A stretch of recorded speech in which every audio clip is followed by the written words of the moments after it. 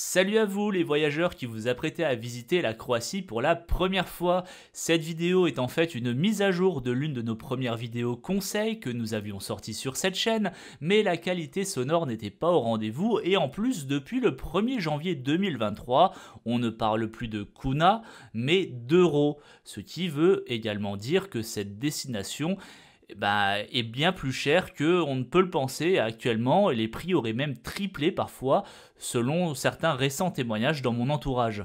Voici donc quelques conseils pour préparer votre première visite en Croatie, des conseils qui pourraient potentiellement vous faire économiser un petit peu d'argent. Et nous on aime ça, économiser de l'argent en tant que voyageur. Les conditions d'entrée. La Croatie est membre de l'Union Européenne, ce qui facilite les déplacements pour les citoyens européens. Votre simple carte d'identité suffira, vous n'aurez pas besoin de passeport et encore moins de visa si vous y êtes touriste moins de 90 jours. Plus de 3 mois, c'est une toute autre démarche. Je vous conseille tout de même de bien vérifier la validité de votre carte d'identité. Assurez-vous qu'elle soit valide pendant toute la durée de votre séjour et idéalement pour encore 6 mois après votre date de retour. Au passage, bonne nouvelle, vous n'êtes plus obligé de passer par la frontière bosniaque pour faire Split-Dubrovnik par la route et inversement. Depuis 2022, le pont de Pelješac vous permet de gagner un temps précieux. Se déplacer en Croatie. Sans surprise, louer une voiture, c'est indispensable si vous comptez visiter un maximum de lieux en un minimum de temps. Durant notre séjour, nous avons choisi OK Mobility, une compagnie de location présente dans les coins les plus touristiques du pays, à savoir la capitale Zagreb, Split ou encore Dubrovnik. Le prix de la location est très correct, surtout en pleine saison. On a eu une voiture qui n'avait même pas 3000 km au compteur pour seulement une trentaine d'euros par jour. J'ai appris récemment que certaines agences acceptent les cartes de débit provenant de banques en ligne, comme N26. Dans notre cas, nous avions été obligés de prendre l'assurance complète qui nous dispensait de payer une caution pour la voiture, donc pensez à bien vous renseigner auprès de chaque agence pour connaître leurs conditions. Avec une assurance tout risque, la facture pour une semaine de location peut vite grimper. Si votre budget est serré, vous pouvez aussi vous déplacer dans le pays en transport en commun. Les services de transport en bus ou en train sont très appréciés en Croatie. Nous par exemple, on a rejoint Split depuis Zagreb avec Flixbus, pratique et pas cher. D'ailleurs, avec Flixbus, vous pouvez également visiter les parcs nationaux depuis Zagreb ou vous rendre à d'autres stations balnéaires comme Zadar. Dans le sud, le réseau des bus est un peu moins développé, vous ne trouverez aucun horaire indiqué sur Google, il faudra vous rendre à des guichets ou fouiller sur internet et encore c'est pas toujours clair. En arrivant à l'aéroport de Split, la ligne de bus 37, qui passe toutes les 20 minutes, assure la navette de Trogir à Split et s'arrête à chaque petit village entre. Maintenant, ça coûte entre 2 et 3 euros un aller, mais ça reste l'option la moins chère. C'est moins rapide que la navette express qui vous permettait qui vous permet toujours d'ailleurs d'aller de l'aéroport jusqu'à Split, puisque celle-ci coûte environ 7 euros. C'est moins rapide, mais c'est moins cher également. Donc c'est mieux pour vous, finalement. Se loger. En pleine saison, vous vous en doutez bien, trouver un bon logement dans les coins touristiques pour pas cher, c'est une vraie galère. Même les hostels sont hors de prix en juillet et en août pour une qualité de service qui ne suit pas du tout derrière. Zadar, Split, Dubrovnik et Pula sont des destinations de rêve pour une petite location vacances, mais sachez aussi que vous pouvez vous loger dans les petits villages situés dans le même secteur géographique qui ont tout autant de charme, si ce n'est pas plus. Il y a de nombreux appartements de vacances spécialement dédiés, ça sera beaucoup plus calme et vous pouvez ensuite rejoindre quand vous le désirez la grande ville, même si vous n'avez pas de voiture, en utilisant toujours leur réseau de bus. Nous, par exemple, on a choisi Castel Lukšić, une petite commune située sur la côte à seulement 20 minutes en bus de Split. Le lien de notre Airbnb est comme d'habitude dans la description. Se nourrir sur place. À en croire nos récentes informations, depuis le passage à l'euro, les restaurants ont triplé leur prix. Ils sont désormais aussi chers qu'en France. Quant au supermarché, il vaut mieux prévoir un véhicule de location parce que les grandes villes touristiques ne disposent que de petites supérettes. Sur tous les magasins que nous avons testés, Spar proposait des produits raisonnablement pas trop chers. Ribola ou Studenac proposent les mêmes prix que dans les petites supérettes françaises du type Carrefour City. Si vous n'avez pas le budget pour manger en extérieur, vous pouvez toujours vous rabattre sur les boulangeries le midi.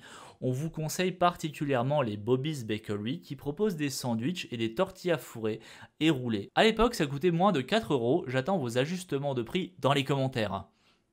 Et si vous êtes tenté par les offres attirantes des grandes chaînes de fast-food, privilégiez plutôt les petits snacks locaux où vous mangerez pour moins de 5 euros. Pour les véganes, on a la chaîne qu'il vous faut, c'est Submarine. Ils ont une grande variété de burgers véganes, surtout des frites maison et des frites de pâte à tous. Et ça, c'est plutôt rare. La meilleure saison pour se rendre en Croatie. Et ça sera surtout pas en juillet et en août, ça c'est une certitude. Il fait une chaleur étouffante, il y a trop de monde, vous allez vous marcher dessus, surtout dans les vieilles cités romaines où les rues sont très étroites. Nous y étions d'août à septembre et on sait de quoi on parle. Ce qui m'amène à une petite digression pour vous parler du parc de Plitvice. C'est une horreur à visiter en haute saison, mais j'en parlerai plus en détail dans le point suivant. Si vous tenez absolument à vous baigner et profiter tranquillement des belles îles croates sans trop vous ruiner, vous pouvez prendre un peu d'avance sur la saison estivale en vous y rendant au printemps, d'avril jusqu'à début juin. Si vous êtes plutôt randonnée, vous prendrez tout aussi bien votre pied en automne où les parcs nationaux offrent de magnifiques couleurs. Visitez les îles et les parcs nationaux. Alors déjà, vous ne visiterez pas toutes les îles, il y en a presque 700 et seule une petite poignée sont habitées et surtout visitables. Pour les plus touristiques, Hvar, Brač et Solta, vous pourrez facilement y accéder depuis le port de Split en prenant le ferry. Pour pouvoir en profiter un maximum une fois sur place, il faudra quand même bien s'organiser à l'avance, pas comme nous en somme. La location d'une voiture est indispensable si vous voulez voir un peu plus que la côte à proximité du port du ferry.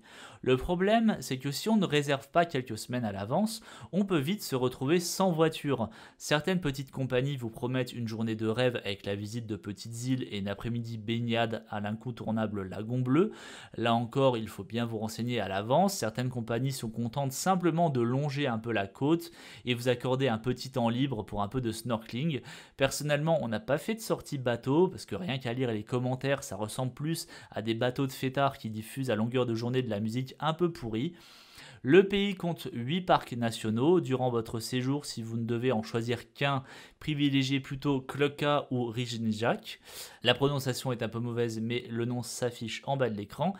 Surtout si vous êtes fan de rivières, de forêts denses et de montagnes. Vous y croiserez beaucoup moins de monde en plein été qu'à Plitvice et la beauté y est équivalente. Et de toute façon, j'ai envie de vous dire, il y a des équivalences un peu partout dans ce pays niveau nature. Plitvice, ok, c'est un lieu unique au monde, mais c'est surtout un lieu très instagrammable. Les sentiers balisés sont extrêmement petits, ce qui fait qu'il y a de nombreux embouteillages. Si vous aimez vraiment la nature, vous ne prendrez aucun plaisir, mais bon après, c'est vous qui voyez bien sûr. Visitez Zagreb. Zagreb est un bon spot pour commencer votre découverte de la Croatie et de l'histoire du pays, mais inutile de vous y attarder très longtemps, c'est une capitale à taille humaine qui se visite de long en large, en une voire 2 journées maximum, inutile donc d'y rester plus de 2 nuits. En revanche, comme je le disais plus tôt dans la vidéo, c'est un excellent point de départ pour explorer le pays grâce à son réseau de transport extrêmement bien développé. Visitez les lieux de tournage de Game of Thrones.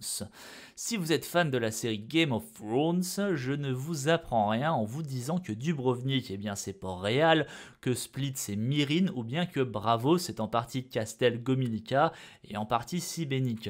En tout cas, sachez que quasi tous les lieux de tournage sont visitables. Vous pouvez vous amuser comme nous à fouiller sur les sites de fans pour trouver les bonnes adresses et vous faire votre propre Game of Thrones tour. J'ouvre d'ailleurs une parenthèse pour vous dire qu'une vidéo lieu de tournage sur la série est toujours en attente de montage. On a pris beaucoup de retard, on a eu de grosses difficultés techniques, mais elle va arriver bientôt, c'est sûr. Vous pouvez aussi vous offrir une visite guidée avec un véritable expert qui vous montrera des photos, il vous donnera plein d'anecdotes intéressantes sur le tournage, ce qui vous évitera par ailleurs de louer une voiture puisque certains prestataires proposent un transport inclus et surtout l'entrée de certains monuments. Donc une autre façon de visiter le pays, un peu en dehors des sentiers battus. Il y a un musée Game of Thrones à Split, mais je vous conseille pas d'y aller, vous allez être très déçus. Ce sont de vulgaires répliques que vous pouvez vous-même vous procurer sur des sites d'objets geeks. Visitez la Croatie dans son ensemble. Selon votre temps de congé et surtout selon votre budget évidemment, il est évident que vous ne parviendrez pas à visiter le pays du nord au sud, d'autant que le pays est très étendu et que la partie nord a une superficie bien plus large que la partie sud. Il faut aussi être conscient des distances. Split Dubrovnik, c'est entre 3 et 4 heures de route, 4h30 si vous prenez Flixbus. Zadar Pula, par exemple, 2 stations balnéaires très prisées, c'est 5 heures de route. Pour ne pas transformer vos vacances en course contre la montre et stresser avec la manière très particulière de conduire des Croates, visitez donc le pays par secteur géographique.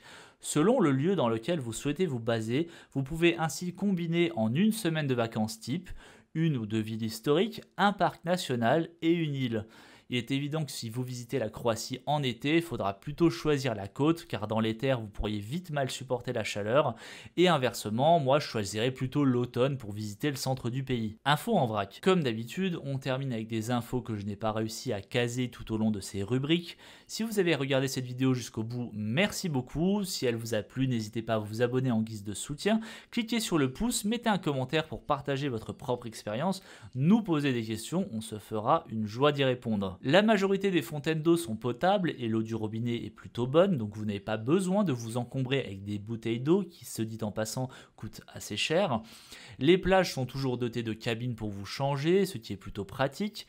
Il n'est pas toujours évident de trouver des toilettes dans les bus, dont certains commencent à dater un peu et les chauffeurs ne seront pas forcément enclins à s'arrêter sur la route, alors n'oubliez pas de prendre vos précautions avant d'entamer un long trajet. Split, c'est sympa, mais vous retrouverez une architecture similaire dans d'autres nombreuses petites villes sur la côte, donc finalement c'est pas indispensable. La bière croate n'est pas géniale, par contre il propose d'excellents cidres et au pire vous pouvez toujours vous rabattre sur les excellentes bières tchèques vendues un peu partout, comme la Kozel et l'inimitable Pilsner. Et enfin, les bouteilles en verre et canettes sont consignées.